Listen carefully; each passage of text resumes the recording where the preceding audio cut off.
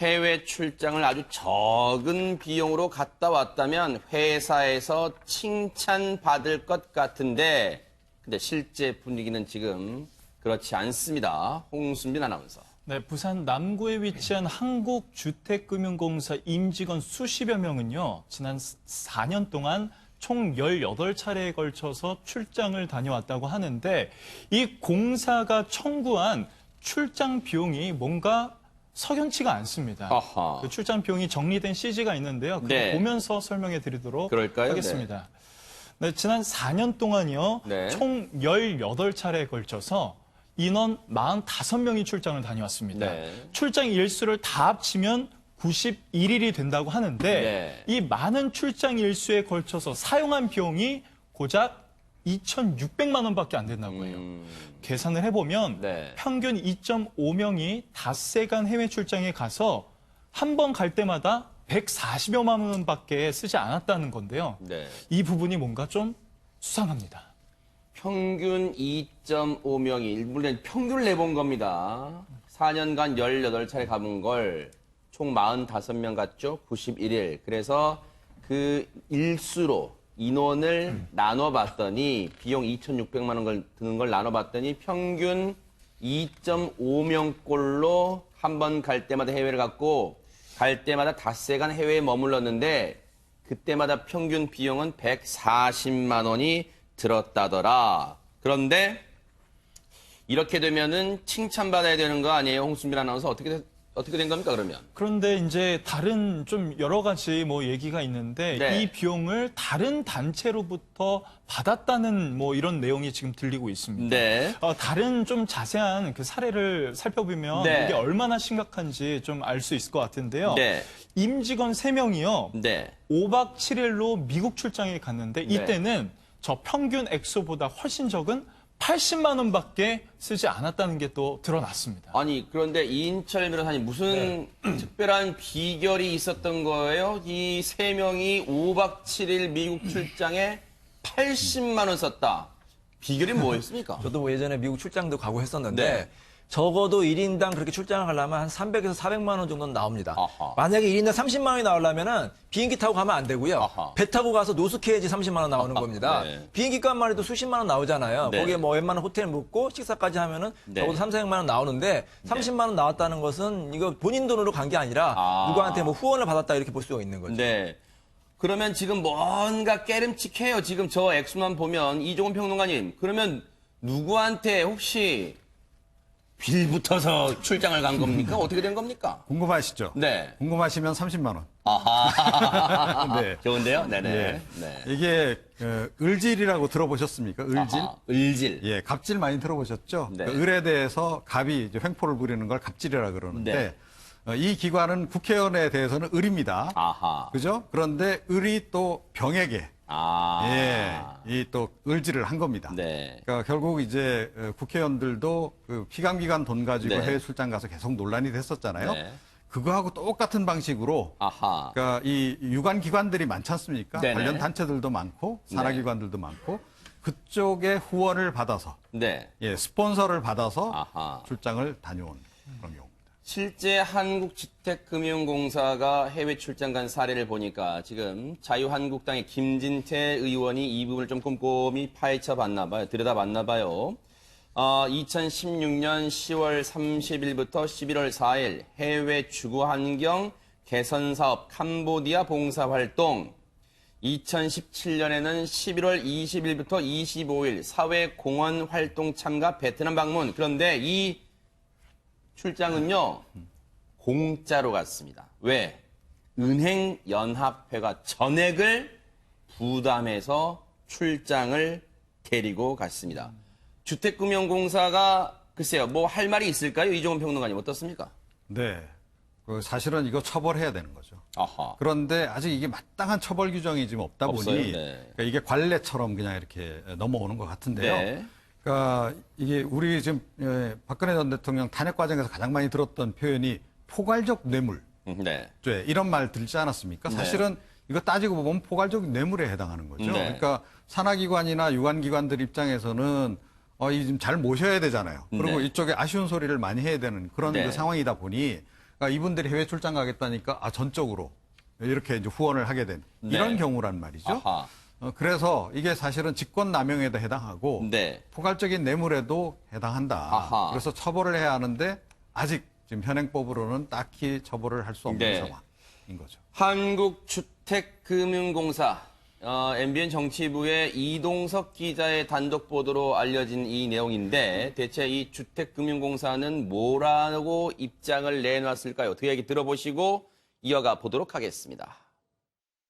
가격을 저희가 입찰을 한 거고 그 가격에 이런저런 비용까지 합산해 주세요 해서 한 거잖아요. 그 기관들도 그런 내부적인 검토를 거쳐서 이런 프로세스로 이제 진행이 된 거고. 최단비 변호사님, 그러니까 주택금융공사 얘기를 한마디로 말하면 다 법에 안 걸리는지 따져보고 한 거다. 뭐 문제될 게 뭐 있어요? 지금 이렇게 물어보는 것 같습니다. 그러니까 내부 절차대로 했다는 건데 지금 말씀을 들어보면 가격을 입찰을 한 것이다. 근데 입찰을 했을 때 최종 가격을 낙찰을 했을 거 아닙니까? 네. 근데 그 가격을 봤을 때 앞에서 말씀하신 것처럼 일주일 미국 출장 비용을 3명이서 가는데 80만 원이다라고 했을 때에는 낙찰하면서 이 비용이 정상적인 낙찰가라고 생각하지는 않았을 거란 추정을 네. 할 수 있지 않겠습니까? 그렇기 때문에 이런 부분들에 대해서는 어느 정도 이 비용에 대해서 예를 들면 은행연합회에서 우리가 유관기관이기 때문에 이런 것들에 대해서 어느 정도 비용을 지불하는 것이라는 생각을 할 수 있었음에도 불구하고 하지 않았거나 묵시적으로 이것을 그냥 방치했다라고 볼 수가 있고요. 그렇게 된다면은 지금 이렇게 예를 들자면은 피감기관 같은 경우에 예를 들면 공무원이나 공공기관이 아니라고 하더라도 배임수재죄가 될 수는 있죠. 근데 문제는 이것이 내부 절차에 있다는 것이 이때까지 내부 절차에서 이런 것이 있음으로 인해도 아무런 문제를 제기하지 않고 이것이 관행처럼 계속돼서 이어왔다는 것인데 외국 기업이라든지 국내 기업들도 어떠한 이러한 법과 관련되어서 위법이 있거나 아니면 꼭 법과 관련된 위법이 아니더라도 하지 말아야 될 것과 해야 될 것들을 내부 규율들이 있습니다. 네. 뭐 도앤돈츠라고 하는데 이런 내부 규율들이 다 있거든요. 네. 근데 심지어 이렇게 은행과 관련된 피감기관들이 이런 것이 없었다라고 하는 것이 저는 또 문제라고 생각하고 이제라도 이런 것이 있었으면 이것을 해결하려고 해야지 절차적으로 아무 문제가 없었기 때문에 우리는 절차에 따라서 했다라고 하는 태도가 저는 이제까지 이러한 관례들이 유지되어 왔던 네. 원인이 아닌가 싶습니다. 여러분들이 아마 아직도 분명히 기억하는 사례가 있을 겁니다. 김기식 전 의원이 감사원장에 내정됐을 때 계속해서 피감기관 돈으로 의원 시절에 피감기관 지원을 받아서 출장을 갔던 게 계속해서 불거졌었고 결국은 낙마한 사례가 있는데 지금 주택금융공사는 다 절차를 거쳤는데 뭐가 문제될 거냐 이런 얘기인데 김동철 교수님 그런데 이동석 기자가 끈질기게 취재를 하니까 이제서야 이런 얘기를 한답니다. 주택금융공사가 향후에는 시스템을 개선하겠다. 만약에 이동석 기자가 지적 안 했으면 계속 이렇게 간다는 얘기잖아요. 그랬을 가능성이 상당히 높죠. 이게 걸렸기 때문에 고친다. 네. 이건 사실은 관행을 깨려고 했던 건 아닙니다. 네. 문제가 된다면 고치겠다라는 얘기. 이거 사실 의미가 없는 얘기거든요. 심리학적으로 이제 연속 속 심리라고 하는 게 있는데 네네. 이 연속 속 심리에 어떤 문제가 계속 연속적으로 만들어지면 네. 그 자체를 스스로는 잘못됐다고 인식을 못한다는 얘기죠. 아하. 예, 공직자들이 이러한 관행들이 지속적으로 왔다라는 것들은 네. 스스로도 문제가 아니다, 문제가 없다라고 얘기하는 부분들이 크기 때문에 그러니까요. 이 자체가 가장 큰 문제다. 이렇게 도덕적 얘기할 수 해이고 있습니다. 그래요. 사실은 이건 관행이 아니라 김진태 의원의 얘기처럼 관행이 아니라 갑질이 아닌가 이런 생각을 해봅니다.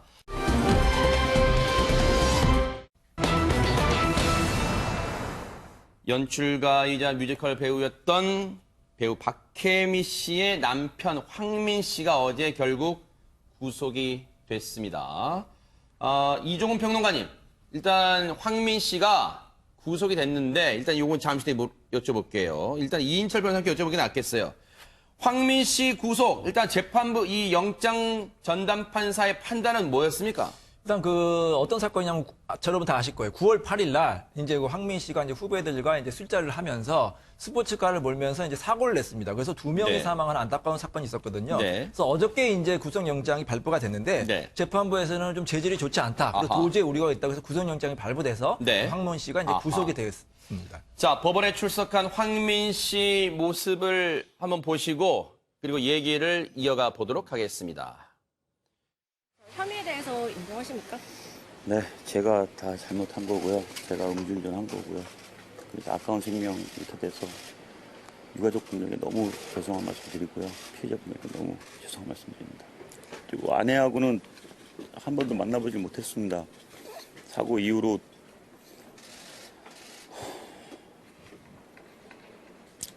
집에 오지 못하게 해서 못 갔고요. 그리고 제 아내의 전권을 위임받았다는 변호사분께 박혜민 씨의 입장을 들었고요. 그래서 그분하고 통화 몇 번 한 것 같아고요. 지금 상황은 그렇습니다. 제가 어떤 이야기를 해야 될지도 모르겠고요. 저는 그냥 법이 심판하는 대로 따르겠습니다.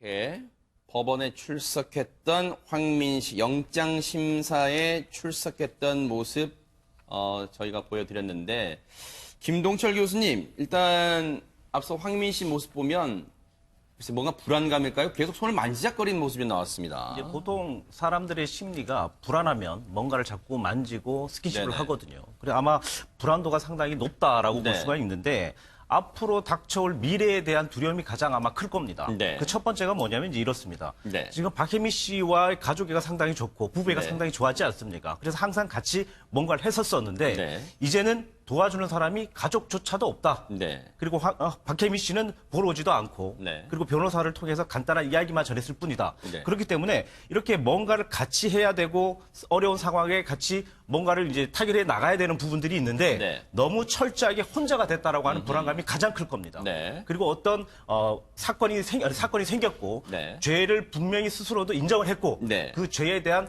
판단 이런 것들에 대한 자기에 대한 유축감, 불안도가 네. 상당히 컸기 때문에 이렇게 몸으로 오는 불안감이 네. 보였을 가능성이 상당히 크죠. 좀 전에 보여드린 모습은 구속 전 피의자 신문, 우리가 흔히 뭐 영장 실질 심사라고 표현하는 구속 전 피의자 신문을 받기 전에 모습이었고, 이제 영장이 발부된 이후, 영장 심사 후입니다. 영장 심사 후에 나온 모습 한번 보시고 얘기를 이어가 보도록 하겠습니다. 법정에서 어떤 부분 소명하셨어요? 소명할 부분이라기보다는 제가 지은 죄에 잘못됐다고 용서를 빌었습니다. 단장으로서의 우월적인 직위라는 부분은 제가 잘 모르겠고요. 지금 구속영장 청구에 나온 건 그런 부분이 아니었다고 저는 알고 있습니다. 피해 당원들에 대한 증거 인멸 네, 가능성에 뭐 대한 그렇게 얘기를 하셨는데 제가 그랬으면 이렇게 자신해서 나왔겠습니까? 제가 지금 언론에서 이렇게 나오신 것도 저와 제 와이프와의 그런 것 때문에 굉장히 궁금해하실 텐데요. 25년을 같이 살았습니다. 만약에 가족이라는 게 기쁠 때만 가족이라면 저는 이 사건 이후로부터는 저는 가족이 없는 것 같습니다. 죄송합니다. 아내 박혜미 씨에 대해서 좀 서운하신 부분이 있으시다는 말씀이신가요? 지금 황민 씨가 앞서 이제 영장 심사 전에 그런 말을 했어요. 자신이 지은 죄에 대한 벌을 다 받겠다 했는데 그 직전에 무슨 말을 했냐. 그리고 지금 한 말고 다 한번 잘 생각해 보세요. 그 전에도 그 구속 전 피의자 신문 받기 직전에 들어가기 전에 이런 말을 했습니다. 이 사건이 난 이후에 아내하고는 단 한 번도 만나보지 못했습니다. 왜냐하면 사고 이후로 집에 들어오지 못하게 해서 못 갔대요. 일단 집에. 그러면서 영장 심사를 받고 난 방금 전에 그 모습 때 이런 얘기를 합니다. 만약에 이 박혜미 씨와 25년을 같이 살았대요. 그런데 만약에 가족이라는 게 기쁠 때만 가족이라면 저는 이 사건 이후로 더는 가족이 없는 것 같습니다. 최단미 변호사님, 박혜미 씨에 대한 어떤 서운함이 굉장히 많이 느껴진다 이런 생각이 듭니다, 지금. 서운함이 있을 수는 있죠. 왜냐하면 범죄를 저질렀다 아니면 뭐 정말 모든 사람에게 지탄을 받는 상황이라고 해도 자기 옆에는 가족이 남아있는 것이고 보통은 그래서 예를 들면 가족 같은 경우에는 증거인멸을 해도 법이 처벌하지 않습니다. 법도 가족이라고 한다면은 그런 것들은 어쩔 수 없는 인지상정이라고 인정을 하는 거예요. 근데 그렇게 해서 개인적으로 예를 들면은 25년을 함께 산 배우자에게 서운한 감정을 느낄 수 있는 것과 지금 저 자리는 구속영장에 대해서 실제 심사를 받고 구속이 될지 여부를 결정해받는 상황에서 나온 것이고 저기에 나와 있는 언론 관계자들 같은 경우에는 지금 이 사건 사고와 관련되어서 인터뷰를 하고 있는 것이란 말이죠. 네. 그렇다고 한다면 당연히 피해자들의 가족과 피해자들의 부모님도 봤을 거예요. 네. 저 상황에서 피해자들의 부모님이 볼 수 있었다고 하는 그런 언론 관계자와 인터뷰에서 저 얘기를 굳이 할 필요가 있었는가? 저는 그 부분이 조금 지적을 하고 싶어요. 왜냐하면 아직까지 지금 사건 단계에서 지금 구속영장이 왜 지금 발부가 됐냐면 증거인멸의 우려가 있다는 것이고 범죄의 중대성이 있다는 것인데 범죄의 중대성이 있음에도 불구하고 본인은 앞에서 모든 것들은 본인이 다 책임이다. 네. 혐의에 대해서 다 인정하고 내가 잘못했다라고 하지만 과연 저 인터뷰를 봤을 때 피해자의 가족과 부모님들은 정말 사건에 대해서 심각성을 인지하고 사죄를 한다고 생각할 수 있을 것인가. 네. 저는 좀 그러한 생각이 들었습니다. 그러네요. 지금 말씀 듣고 보니까 오히려 피해자분들 지금 저 당시 사고로 동승했던 그 황민 씨의 단원 후배가 지금 두 분이 안타깝게 목숨을 잃었잖아요. 그런데 그 유족들에 대한 어떤 아픔을 보듬는 그리고 사죄의 말을 하기보다는 지금 자신과 자신의 아내 박혜민 씨에 대한 어떤 서운함, 사적인 지금 문제를 강조하고 있다. 이런 생각을 떨칠 수가 없어요. 그런데 이인철 변호사님, 네. 이 영장 전담 판사는 도주의 우려가 있다는 이유로 영장을 발부했는데 이게 왜 도주의 우려가 있다는 겁니까, 지금? 그러니까 이 사람이 우리나라 국적이 아니라 캐나다 국적이에요. 아, 그래요? 언제든지 캐나다로 갈 수 있다. 이렇게 생각을 한 것 같고 또 그 증인들이 있잖아요. 증인들을 만나가지고 후배들을 만나서 입을 맞출 수가 있다. 증거인멸의 우려가 있다. 그래서 이제 구속을 한 것 같은데 네. 아까 이제 그 가족에 대해 서운함이 제가 이제 가족 전문이니까 네네네. 이 황민 씨의 그 인터뷰는 일종의 아내에 대한 메시지예요. 뭘까요? 지금 아내를 못 만나고 있잖아요. 네. 얼마나 할 말이 많겠습니까? 아하. 그 아내에게 하고 싶은 말을 지금 인터뷰에서 하는 거예요. 아. 날 도와달라. 왜 내가 힘든데 도와주지 않느냐? 만나지도 못하니까 섭섭하다. 이 말을 하고 싶었던 건데 제 극히 개인적인 사견이나만 이 부부가 정말로 과연 이렇게 행복하게 다시 결혼 생활을 할 수 있을까? 굉장히 의문입니다. 네. 그래서 오늘 아침에요, 저희 뉴스파이터 제작진이 지금 마음이 편치 않을 박혜미 씨 직접 통화를 해봤습니다. 그래서 얘기를 들어봤는데 그 얘기 들어보시고 이어가 보도록 하겠습니다. 나도 또 내 입장 얘기했기 때문에, 네, 마음이 당연히 무겁죠. 이제는 뭐 더 이상 얘기할 게 없어요.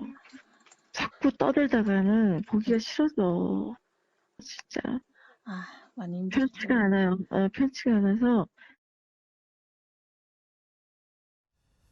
뭐 예상은 했습니다만 지금 김동철 교수님 목소리에 지금 박혜미 씨 목소리 보면 지금 상당히 이 기운은 없습니다. 뭐 예상대로입니다만, 네. 예. 뭐 상당히 지금 목소리도 가라앉아 있고 네네. 상당히 위축된 목소리죠. 남편에 대해서 오랫동안 술에 대한 자제를 요구를 했었잖아요. 네. 근데 결국은 술 먹고 이렇게 큰 사단을 냈었고 네. 그래서 남편을 믿지 못하는 것입니다, 일단은. 네. 그래 믿지 못하는 상황 그리고 또 너희는 너가 알아서 해라고 하는 의미가 클 텐데 네. 남편은 아까 지금 영상에서 보여줬던 것처럼 아내에 대한 어떤 서운함을 토로하는 것이죠. 네네. 아내 같은 경우는 그러니까 박혜민 씨 같은 경우에는 네. 간혹 남편에 대해서 철없는 얘기, 철이 없다라는 얘기들도 가끔씩 했었거든요. 네. 근데 네. 이런 부분들로 봤었을 때는 네. 현재 노력은 아무리 했지만 그래도 헛되이 돌아왔다라고 하는 마음에 대한 허전함이 더욱 크다 이렇게 네. 볼 수는 있겠죠. 사실 앞서도 이 피해자의 가족분들, 유족분들 얘기 잠깐 나왔습니다만 이종훈 평론가님, 사실 유족분들, 이 황민 씨에 대한 어떤 분노, 이런 마음이 여전히 가시고 있지 않습니다. 뭐 당연한 얘기 같습니다만. 네. 그러니까 당연히 이제 그 뭐 황민 씨에 대해서도 이제 불만을 많이 가지고 네. 있죠. 그리고 이제 그동안 이제 언론에 일부 전한 내용도 있지 않습니까? 그러니까 늘 이렇게 술을 자꾸 마시자 그래서 또 그날 이제 피해 입은 한 사람 같은 경우에는 그날 뭐 꼭 극단에 갈 일이 없는데도 네. 불려서 결국 나간다는 거 아니에요. 그래서 같이 술 마셨고 네. 그날 이제 그런 일까지 겪었고 더군다나 이 사건이 이제 불거지고 난 이후에 언론들에게 대해서도 굉장히 이분들이 불만을 많이 토로를 하시더라고요. 그러니까 왜 박혜미 씨와 박혜미 씨의 남편 그 부분에만 주목하느냐. 그러니까 이 피해자들도 지금 뭐 20대, 30대 아니에요. 한창인 나이에. 정말 꿈 많은 분들이었어요. 정말 이렇게 끔찍하게 이렇게 이제 일을 당한 건데 왜 이 부분에 대해서는 조명을 안 해주느냐라고 굉장히 불만 토론을 좀 많이 하기도 했었는데요. 사실은 이제 그 유족들의 분노는 뭐 이루 헤아릴 수가 없는 거고요. 사실은 그렇기 때문에 박혜미 씨가 지금 남편을 일부러 좀 멀리하고 있는 측면도 좀 꽤 있다라고 생각을 합니다. 그래서 이 황민 씨도 생각을 좀 바꿔야 되는 것이 이런 경우 같으면 사실 집에 오라 그래도 내가 일부러 자진해서라도 안 가는 그런 그 선택을 사실 하는 게 옳지 않겠어요? 그러니까 박혜미 씨는 공인인 것이고 박혜미 씨에까지 피해를 끼칠 생각이 없다면 스스로 나 이 문제 다 해결하고 나 처벌받을 거 다 받고 그때 집에 가겠다라고 사실은 나왔어야 하는데 지금 이렇게 지금 이제 아내에 대해서 불만을 좀 토로하는 것이 좀 아쉽네요. 네. 사실 그 유족 중 이 피해자분 중 사망하신 피해자분 중에 한 분의 부친께서 아버지께서는요. 황민 씨가 맨날 이제 이분의 이 아버님의 얘기입니다. 맨날 술만 먹였다. 아들에게 그런 말을 많이 들었대요. 황민 씨가 이 후배 단원들에게 이 맨날 술만 먹였다. 그리고 황민 씨가 술을 먹고 운전을 해서 걱정이 된다고 하더라. 이런 말을 아마 그 피해자분, 자제분한테 얘기를 좀 들었었나 봐요. 그리고 또 다른 피해자, 사망하신 분입니다. 부친은 아들이 하나 있는데 결국 안타깝게 목숨을 잃었다. TV에 나오는 게 아들의 꿈이었는데 결국 죽으니까 TV에 나온다라는 정말 너무 황망하니까 이런 표현을 하시는 것 같아요. 이 아버님께서. 결국 안타깝게 목숨을 잃으니까 이 아들이 자기의 꿈을 이룬다는 어떤 정말로 반어법 같은 너무 황망해서 그런 말씀하신 것 같은데 최단비 변호사님, 앞서 이인철 변호사님 말씀처럼 이 황민 씨는 캐나다 국적입니다. 혹시 앞으로 그러면 처벌, 재판 과정에서 뭐가 좀 혹시 달라질 수 있습니까? 어떻습니까? 그렇지 않습니다. 외국인도 우리나라에서 범죄를 저지르고 우리나라에 피해자들이 생겼기 때문에 우리나라 법의 적용을 받아요. 이제 황민 씨 같은 경우에는 음주운전을 했고 굉장히 위험 운전을 했습니다. 소위 칼치기라고는 위험 운전을 했고 2명 이상의 지금 사상자가 있기 때문에 범죄 혐의가 중요해요. 거기에다가 우리나라의 그 외국인에 대한 음주운전 단속이나 처벌 기준이 외국인과 다르지 않기 때문에 낮은 형으로 처벌받기는 어려워 보입니다. 네.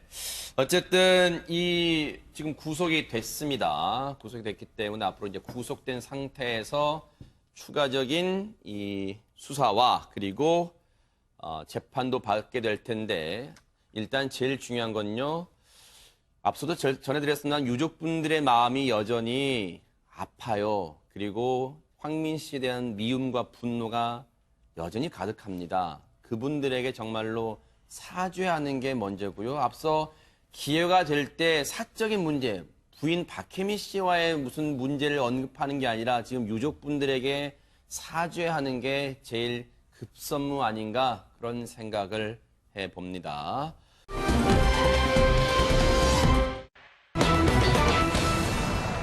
네.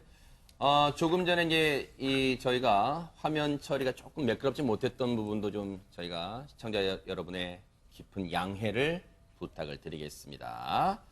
자, 이 얘기를 좀 해볼게요. 사실은 살면서 여러 가지 욕심도 있습니다만 금전적인 문제로 많이 다툼도 있습니다. 최단비 변호사님. 네, 최근에는 황혼 결혼이 굉장히 많습니다. 황혼 이혼도 있지만 황혼 결혼이 굉장히 많은데 아무래도 노년, 우리가 이제 생명이 길어졌고요. 거기다 노년을 또 즐겨야겠다라는 생각이 많기 때문에 황혼 결혼이 있는데 이 두 분도 마찬가지예요.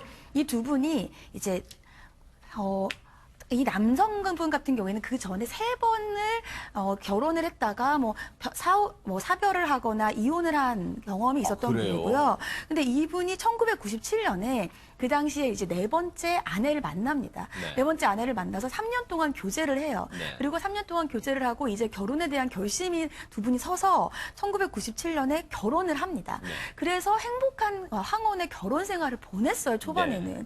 그럼 사실은 황혼의 결혼을 했으면 많은 고민을 해서 결혼을 하셨을 텐데 안타깝게도 이 두 분이 결혼 생활을 영위하던 중에 문제에 봉착해서 이혼의 상황에 이르게 됩니다. 아하. 그런데 황혼 기간에 만나면 뭐 인생 이막이란 말도 합니다만 뭔가 더 애틋한 감정이 더 생겨야 되는 거 아니에요, 홍수민 아나운서? 그래야 했을 텐데 이 부부의 생활비가 좀 부족했던 것 같습니다. 네. 아내가 남편에게 생활비가 부족하다고 호소를 하기 시작을 해요. 네. 그런데 이 남편이 이렇게 합니다. 그때부터 이 아내가 10,000원 이상 물품을 구입할 때마다 어떤 물건을 샀는지 확인을 하고 그제서야 돈을 지급했다고 해요. 아하. 게다가 또 돈이 부족하다고 하니까 반찬값도 일일이 하나하나 확인을 했다고 합니다. 네. 게다가 또 부인이 외출을 한다고 하면 불만을 표출했다고 하는데 점점 이런 감정이 쌓여가면서 둘의 이제 관계가 금이 가고 있었던 거죠. 김동철 교수님, 이 뉴스파이터를 보시는 많은 시청자분들 중에 특히 우리 주부님들 이 얘기 딱 들으면 정말 피곤하겠구만 부인이 그런 생각하실 것 같습니다. 예, 피곤할 것 같습니다. 네. 이제 나이가 80대 아니겠습니까? 그리고 아내는 60대입니다. 네. 불안하지 않을까요? 나이 차이가 이제 20대 정도, 20살 정도 차이가 네네. 나는데. 자, 그리고 4번의 결혼과 실패를 거듭했었습니다. 네. 자, 그렇다 보면 아내에 대해서 뭔가 믿지 못하고 네. 불안 심리가 같이 있을 가능성이 상당히 높고요. 네. 그리고 사실 이런 성향이 있다라고 하는 것들은 첫 번째 기질적인 문제라고 얘기할 수가 있고요. 네. 뭔가 이렇게 이제 돈에 대한 집착을 하는 그런 기질적인 문제가 있을 수 있고 또 두 번째는 뭐냐면 네. 80대라고 해서 다 그런 건 아니지만 네. 노인성 편향 심리라는 게 있습니다. 그게 뭔가요? 하나를 믿고 하나의 뜻에만 따른다는 거죠. 네. 그러니까 자신에 대한 고집이 지나칠 정도로 높다라는 거거든요. 아하. 다 그런 건 아니지만 이분 같은 경우는 그럴 가능성이 있다는 얘기입니다. 네. 그렇기 때문에 이런 부분이 만들어진다면 염려도 생기고요. 네. 걱정도 생기고 결국은 편향적인 어떤 심리적인 것들로 해서 판단을 아하. 자기가 원하는 대로 끌고 간다. 네. 이렇게 얘기할 수는 있겠죠. 글쎄요, 3년 교제 끝에 혼인신고를 했던 이 80대 남성과 그리고 부인. 그런데 이 4번째 부인, 이 남성에게는 4번째 부인입니다. 생활비가 부족해요, 여보. 그러면 남편 입장에서는 힘들지, 내가 돈을 많이 못 줘서 미안해요. 라고 해도 모자랄 판인데, 앞서 들으셨죠? 10,000원 이상 산 건 나한테 갖고 와. 내가 꼼꼼히 확인할 거야. 이거 10,000원 넘는지 진짜 아닌지. 그리고 반찬이 왜 이렇게 반찬값이 많이 들어? 반찬값 일일이 점검. 부인 외출 어딜 또 싸돌아다녀. 아까 나하고 또 어딜 가. 부인 외출 불만. 참다 폭발할 것 같은데 결국 이인철 변호사님 이혼까지 결심하게 됐다면서요, 이 아내가. 그러니까 지금까지 사건만 가도 아내가 힘들었는데 아하. 이혼 소송까지는 약간 부족해요. 근데 아하. 결정적인 사건이 있었습니다. 활용 점정 뭡니까? 네. 이 아내분이 뇌수술을 받게 됩니다. 아하. 그거 굉장히 이제 많이 힘들었겠죠. 네. 근데 남편은 별로 위로도 하지 않고 다만 남편이 이제 치료비는 좀 부담했어요. 치료비가 좀 나왔는데 치료비를 한 1,100만 원 정도 부담해서 그건 남편은 아하. 잘했어요. 근데 네. 문제는 뭐냐면 네. 이 아내가 이 전 남편과의 사이에 딸이 있었는데 아하. 딸이 이제 보험을 들어준 겁니다. 예, 예. 그 보험금이 2,100만 원이 나왔어요. 아하. 그래서 그 1,100만 원은 남편한테 치료비 썼으니까 줬습니다. 네. 나머지 1,000만 원이 남았잖아요. 네. 이걸 이제 당연히 딸한테 주려고 했을 거 아닙니까? 아하. 딸이 냈으니까. 근데 네. 남편이 그거 다 가져와. 아이고. 나한테 다 달라. 그리고 뭐 아내가 이제 안 주려고 하니까 너 그러면 네가 그렇게 좋아하는 딸네 집 가서 살아. 집을 나가. 이렇게 얘기를 한 겁니다. 네. 여기서 이제 아내가 폭발한 거예요. 그래서 아. 이혼 소송을 하면서 유의죄와 재산 분할을 청구하게 됐습니다. 자, 아니 이종훈 평론가님 정말로 이거는 시청자분들이 많은 분들이 공감하실 거예요. 아니 그렇게 지나친 간섭에도 정말로 참아가면서 꾹꾹 참아가면서 이까지 턱밑까지 그냥 울분이 오는 걸 참아가면서 했는데 뭐라고 딸이 고생해서 들어준 보험금 치료비 제하고 남은 1,000만 원 좀 딸한테 돌려줄라 했더니 그것도 다 내놔. 그리고 안 준다고 하니까 그러면 너 딸 집 가서 살아. 이거 어떻게 받아야 됩니까, 이걸? 더군다나 그 보험도요. 처음에 이 남편한테 들어달라 그랬는데 남편이 안 들어줘서 하하. 예, 딸하고 이제 얘기 상의해가지고 이제 네. 들어다는 거죠. 네. 그런데 참 강 큰 남편이다. 강 큰 남편이야. 예, 요즘 보기 드문 남편이다 이렇게 네. 생각합니다. 요즘 뭐 이런 정도 연령대 되시는 분들은 네. 남편분들이 사실 아내가 나 버리고 도망갈까봐 네. 또는 따로 그냥 이사를 하고 이사하면서 연락처도 안 주고 갈까봐 다들 불안불안해 하시거든요. 그런데 이분은 정말 참 대단하시다 이런 생각이 좀 드는데 네. 근데 너무 이 소탐대실 하신 것 같아요. 그러니까 역시 이제 아무래도 이렇게 결혼도 여러 번 하고 네. 뭐 사실 그렇다면 이제 남은 여생이 얼마나 되겠습니까? 네. 그 사이에 오손도손 살아도 뭐 할 판에. 네. 그리고 뭐 이 금전적인 문제 같은 경우는 서로 잘 어차피 이 생활비라고 하는 것은 늘 부족하게 돼 있는 네. 거잖아요. 상의해서 잘 해결하시면 좋았을 네. 텐데 참 많이 아쉽네요. 이 부분도. 네. 실제로 지금 자막 보셨죠? 그러면 당신이 좋아하는 딸네 집에 가서 살아라. 그리고 여기는 내 집이 나가라. 이렇게 하니까 실제로 이 아내분이 폭발을 했어요. 그래서 실제로 딸과 생활하면서 별거를 하게 됐고요. 결국 그 과정에서 남편을 상대로 위자료와 이혼, 그리고 이혼 소송, 그리고 위자료 소송, 재산 분할 소송을 했는데 홍순빈 아나운서 이에 대한 재판부의 판단은 뭐였습니까? 재판부는 이 남성이 조금 전에 얘기했던 그 보험금 문제로 이 아내에게 폭언을 한 점, 그래서 마음에 상처를 준 점, 그리고 이 남편이 가부장적이고 권위적으로 자신의 이 주장을 강요한 점, 그리고 금전에만 집착하는 인색한 태도로 갈등을 일으킨 점을 들어서 이 아내에게 위자료 2천만 원, 그리고 재산분할금 3억 3천만 원을 지급하라고 명하는데요. 아하. 결국 파탄의 근본적 책임은 남편에게 있다고 본 겁니다. 네, 파탄의 근본적 책임 남편에게 있다. 그런데 재산 분할금 3억 3천. 최단비 변호사님, 이 아내 입장에서는 글쎄요, 이 요구한 대로 정당하게 뭔가 좀 만족할 정도로 재산 분할을 받은 겁니까? 어떻습니까? 재산 분할을 이제 원래는 청구를 한 7억 했는데 3억 3천을 인정을 받았어요. 네. 근데 이 3억 3천을 인정을 받는 와중에 또 남편이 여기에 대해서 또 이의를 제기합니다. 왜냐하면 분할할 재산을 정하잖아요. 여기서 이제 반을 나누는 건데 예를 들면 분할할 재산에 원래 내 부동산이 들어있다는 거예요. 아까 말했듯이 내 집에서 나가처럼 아하. 내 부동산이 있는데 이걸 왜 아내와 나눠야 되느냐. 그 네. 얘기는 특유재산이라는 건데 네. 결혼하기 전부터 내가 갖고 왔던 재산이나 네. 결혼을 하면서 내 명의로 내가 일군 재산을 이제 보통 아무리 부부라도 각각 별개의 재산으로 봐요. 그래서 재산 분할 소송에서 빼는데 네. 근데 문제는 이 두 부부가 10년을 함께 살았어요. 네. 10년을 그냥 함께 산 게 아니라 아내가 남편 병간호도 했고 왜냐면 좀 아이고. 나이가 있으시니까 네네네. 병간호도 했고 또 거기에다가 가사노동 다 했죠. 아까 네. 보니까 뭐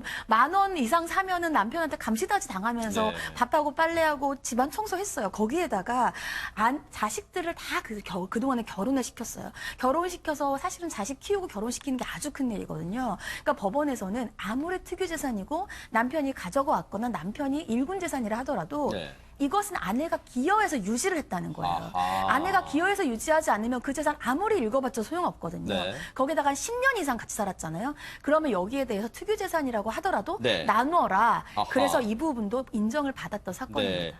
이렇게 되면 보통 우리가 이제 재산 분할할 때 이인철 변호사님 네. 뭔가 그럼 자기가 그 재산을 형성하는데 어느 정도 기여했는가를 가장 중점적으로 판단한 건가요? 이 재판부가 서울가정법원의 박종택 부장님인데 네네. 굉장히 판단을 잘한 겁니다. 그러세요? 네. 왜냐하면 남자들 같은 게 특히 재혼한 경우에는 이건 다 내 재산이다. 내가 일군 재산인데 왜 아내한테 왜 주느냐 이렇게 당변을 해요. 아하. 그럼 법원에서 이제 판단을 내리죠. 설령 그게 당신 명의 재산이라 하더라도 결혼 기간이 5년, 10년 되면 그게 부부 공동 재산이 되거든요. 그래서 나누라 이렇게 판단을 내린 겁니다. 굉장히 어떻게 보면 합리적인 판단이라고 볼 수 있습니다. 네. 사실은요, 보통 우리 이제 그런 얘기 하잖아요. 김동철 교수님. 이 결혼 생활 하는 분들은 나이가 들수록 아내한테 잘한 이유가 농담식으로 그러잖아요. 나중에 늙어서 밥 제대로 얻어먹으려면 말 잘 들어야 된다. 그런 말 하는데 이 80대 남편은요, 정말로 누가 봐도 아내에게 너무 박하게 돼 있어요, 지금. 네, 맞습니다. 요즘 사실 노인분들 황혼 이혼 얘기들이 상당히 뭐 예전부터 많았지만 요즘 특히 더 많아진 것 같습니다. 자, 이런 것들을 보면 사실 아내의 입장에서 참을 만큼 참았다. 네. 보통 사람들이 이렇게 얘기를 하잖아요. 나이가 들었으니 네. 뭐 아까 이제 이종훈 평론가님도 얘기하셨지만 네. 오손도손 잘 살면 얼마나 좋을까. 네. 자 그러나 참을 만큼 참았는데 네. 죽을 때까지 그래 살아야 되나? 여기에 대한 스트레스 압박이 상당히 높을 겁니다. 네. 그렇기 때문에 남은 여생을 행복하게 살자. 아하. 그래서 아예 황혼 이혼을 하자. 네. 하시는 분도 되게 많습니다. 네. 그래서 어떤 사례를 보면 실제적으로 이혼을 뭐 정말 해야 되는 부분도 있지만 아하. 하지 말아야 되는 사람도 있잖아요. 네. 그런데 이렇게 참을 만큼 참다가 결국은 그러니까요. 이혼해야 된다고 하는 사람들에겐 오히려 행복하게 이혼하십시오 하는 경우들도 있다라는 얘기죠. 참 어떻게 보면 이 김동철 교수 말씀처럼 사실은 이런 경우에는 오히려 갈라서는 게 오히려 더 마지막 삶을 더 편안하게 맞이할 수도 있을 것 같습니다.